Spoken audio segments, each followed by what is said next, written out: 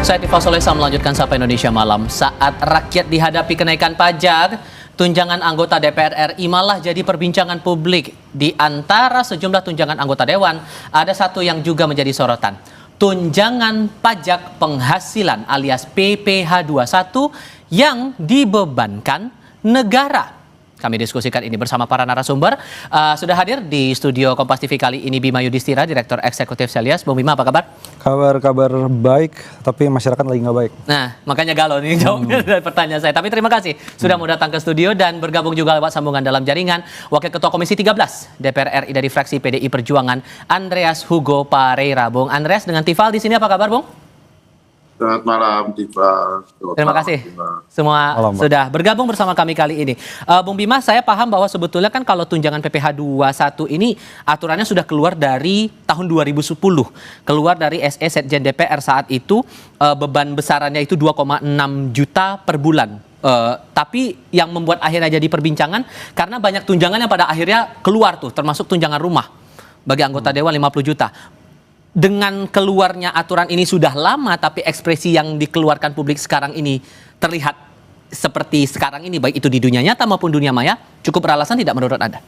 Iya, sense of crisisnya di mana kan gitu ya. Jadi kita melihat ini adalah sebuah momentum yang sangat mahal bahwa masyarakat sekarang itu dihadapkan pada masalah pajak. Jadi pajak ini kebijakannya adalah berburu di kebun binatang. Artinya apa? Basis pajak yang ada itu semakin kecil disposable income, pendapatan yang bisa dibelanjakan karena pajak pungutannya semakin banyak. Itu datanya begitu. Nah, kenapa momentumnya sekarang? Karena melihat bahwa satu, kan ada ide, ada tunjangan perumahan, kemudian ada ide kenaikan untuk tunjangan beras misalnya gitu ya. Itu yang memantik masyarakat akhirnya mulai melihat. Dan kita juga sebagai lembaga riset ini melihat, ini kelihatannya ini momentum bagus nih untuk bilang bahwa sudah terlalu besar. Kalau di total bukan cuma gaji, tapi juga tunjangan. Dan untuk khusus DPR, di Indonesia itu, ini anomali. Karena apa tuh? 30 kali, ya sekali lagi ya, 30 kali lebih besar daripada rata-rata pendapatan masyarakat Indonesia. Di negara lain, apalagi negara yang paling dekat salah satunya Selandia Baru lah. Itu nggak boleh maksimum 2 kali itu. Itu udah paling atas dari rata-rata pendapatan. Jadi kita melihat ada kontradiksi, wakil rakyat. Dia kan berarti harus mewakili kondisi masyarakatnya. Ya kan, kecuali wakil rakyat memang konstituennya 1% orang yang paling kaya.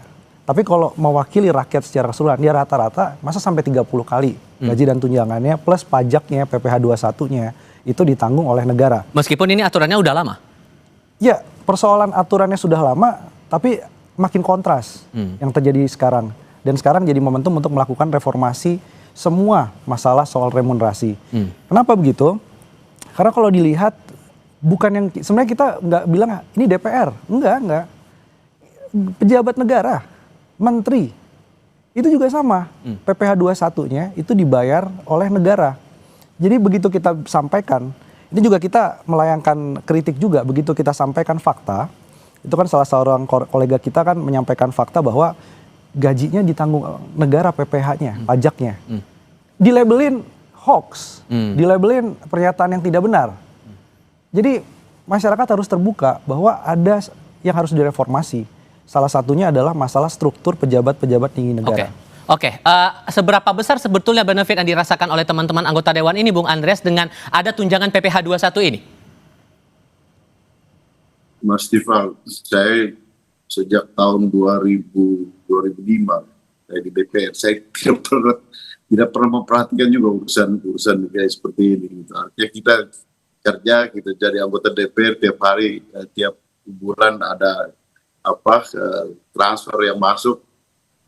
Sementara yang berkaitan dengan gaji, berkaitan dengan tunjangan dan yang lain-lain, tunjangan dan yang lain-lain itu, ya itu wilayahnya Kementerian Keuangan yang memutuskan itu, dan kita ya menjalankan apa yang ada. Saya ingat tahun 2005 ketika masuk itu kita dapat berapa ya, total itu 27 kalau nggak salah, dengan potongan-potongan partai, potongan fraksi, ya jumlah take home pay-nya sekitar 15-16an. Memang kemudian kenaikan itu, dan sampai sekarang saya tidak terlalu banyak memperhatikan itu. Kita jalan kerja aja gitu. Dalam arti ya memang itu wilayah yang apa ya, yang sekarang kita didiskusikan, misalnya muncul yang terakhir soal tunjangan perumahan gitu. Ya yang sebelumnya memang nggak ada gitu, karena dapat rumah jabatan. Gitu. Tapi dengan banyaknya suara-suara di publik sampai sekarang ini, Anda bersama dengan teman-teman PDIP gimana ngeresponnya? Ya ini baru sebenarnya sudah dari beberapa bulan yang lalu sebenarnya. Artinya keputusan itu sudah dari periode yang sebelumnya, dan muncul ke publik karena beberapa waktu ini ada yang mungkin menyampaikan itu, sehingga sebenarnya hal ini buat saya pribadi saya nggak terlalu perhatikan juga gitu. Kita kerja sibuk dengan urusan-urusan yang lebih banyak berkaitan urusan ya day to day politics yang ada di masyarakat di daerah. Tapi masa yang nggak mengetahui ada tunjangan berapa apa aja benar yang bakal didapatkan? Saya tahu. Kalau itu saya tahu. Tapi kita perhatikan persis yang berkaitan dengan ini apa, tunjangan apa, kenaikan berapa, pajak, dipotong pajak ya tiap tahun kita saya secara pribadi ya, artinya tiap tahun ada potongan pajak berapa ya kita laporan pajak LHKPN kita laporkan seperti itu. Oke. Sehingga pertanyaannya juga begini, kalau kemudian sudah ada suara semacam ini dan udah ada aturan mainnya juga di sini, Mas Bima, ada ruang tidak sebetulnya untuk mengubah angka itu, remunerasi itu, ruangnya apakah akan sulit atau tidak? Kalaupun iya, kira-kira mana tunjangan atau bagian postur mana yang bisa dirampingkan atau mungkin malah ditiadakan? Jawabnya nanti, kita jeda sebentar. Kami segera kembali.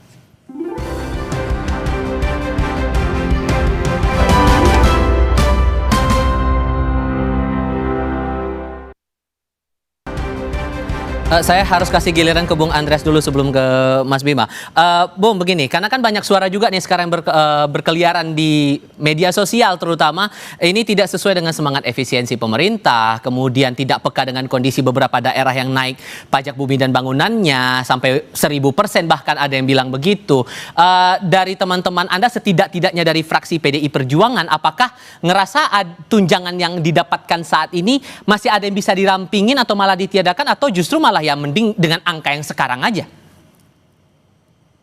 Ya itu tadi, Tifa. Artinya apa? Kalau saya secara pribadi, kalau memang juga tidak terlalu banyak dibicarakan, kita lagi banyak sibuk dengan pembicaraan yang lain sih. Ketika saya masuk di DPR, saya tidak bertanya juga gaji saya berapa gitu. Dan ketika ya di dalam perjalanan ini kan sejak 20 tahun yang lalu.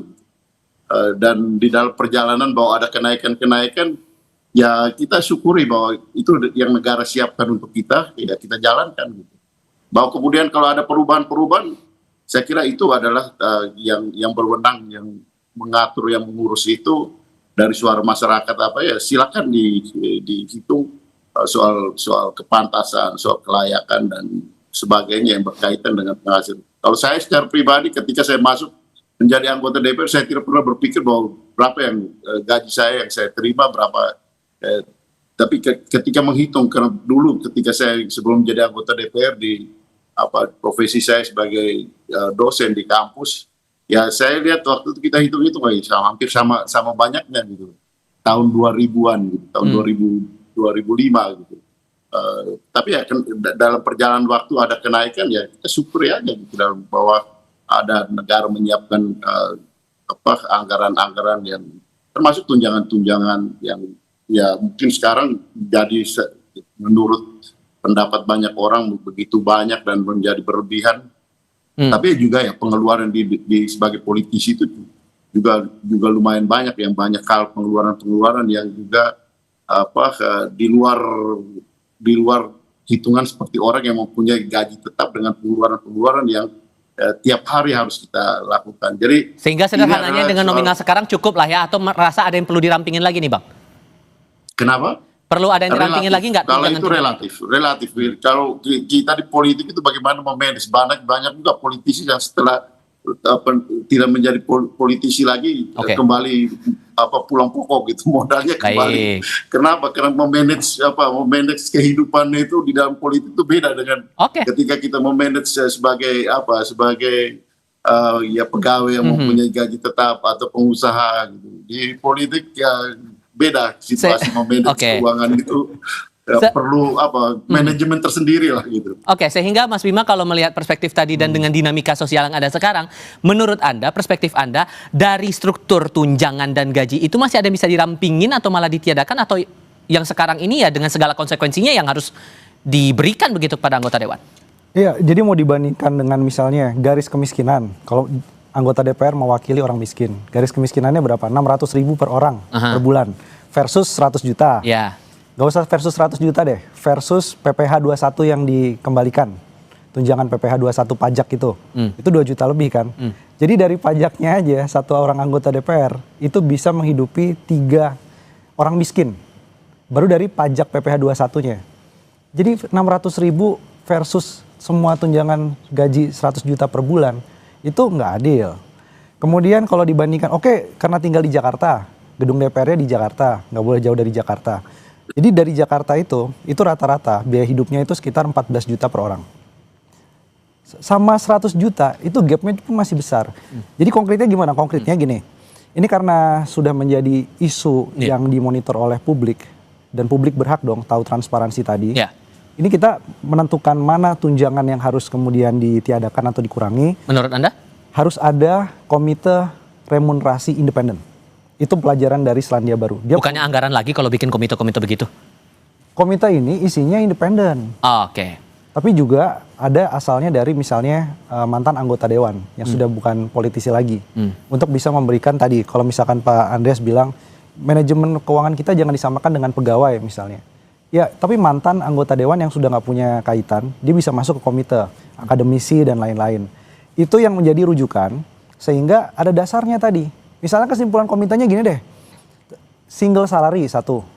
Jadi semua tunjangan, macam-macam perumahan dan lain-lain, yang penting single salary tidak boleh lebih dari 2 kali rata-rata biaya hidup di Jakarta. Jadi nggak boleh lebih dari 30 juta. Itu juga sebenarnya banyak, tapi kan dari 100 menjadi 30 juta saja, kalau itu dilakukan, itu sebenarnya sudah bisa membuat perubahan besar dari struktur remunerasi tadi. Oke, sehingga kalau menurut Anda perlu ada badan lagi, itu kan prosesnya pasti akan panjang lagi. Sementara kalau kita lihat yang ada struktur sekarang ini, versi Anda, mana yang bisa dipangkas atau bisa dirampingin? Yang sekarang yang bisa dipangkas ya, 50 juta per bulan dari perumahan. Padahal rata-rata itu di Jakarta itu 800.000. Berarti artinya jangan dong, jangan terlalu gapnya terlalu jauh. 2 kali itu maksimum sekali, itu per bulan. Ya, nanti dapatnya kos-kosan dan lain-lain. Katanya wakil rakyat, jadi harus diturunin juga tuh gaya hidupnya untuk kepentingan itu. Kemudian apa? Tunjangan beras dan lain-lain itu hapus. Tunjangan yang tidak ada kaitan langsung misalnya.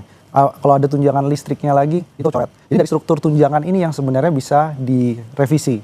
Momentumnya apa? Kalau menunggu komite tuh bisa, tergantung Kementerian Keuangan. Bolanya ada Kementerian Keuangan sekarang.